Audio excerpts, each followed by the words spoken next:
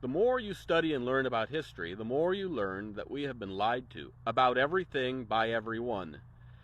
You've been lied to by your government, we've been lied to by our churches, we've been lied to by our teachers, and we've been lied to by our parents. Even if they didn't intend to lie to us, they still told us things that simply were not true and propagated the lies, either by complacency or by ignorance, but at the end of the day, the result is the same. And this is fueled in anger, as the people today have access to information, and we are learning that we have been lied to, not just for years or decades or centuries, but we have been lied to for millenniums.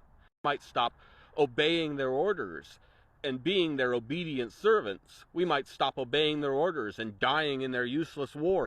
We might learn such things as it was Muslims that defeated the Roman Empire and not those northern pagan tribes you've so often been told, and how it was Muslims coming to Europe that brought women's rights to Europe.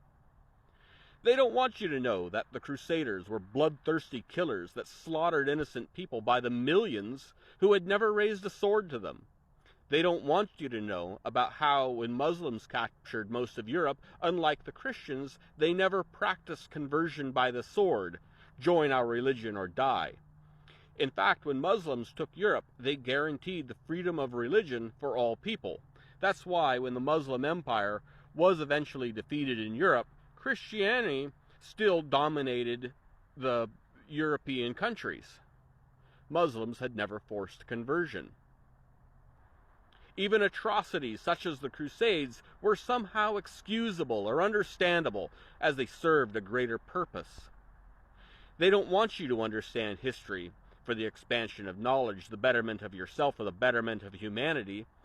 They want you to worship their icons and thus be obedient to your masters of the church and your masters of the state.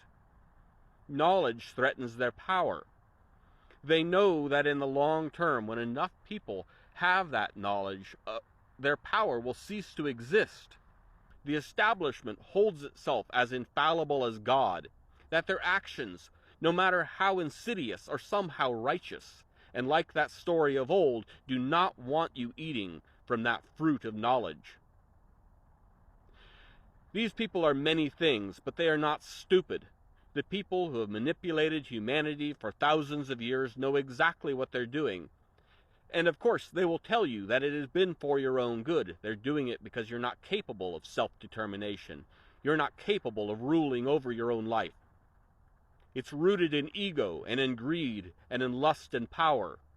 Their motivating principles are the very same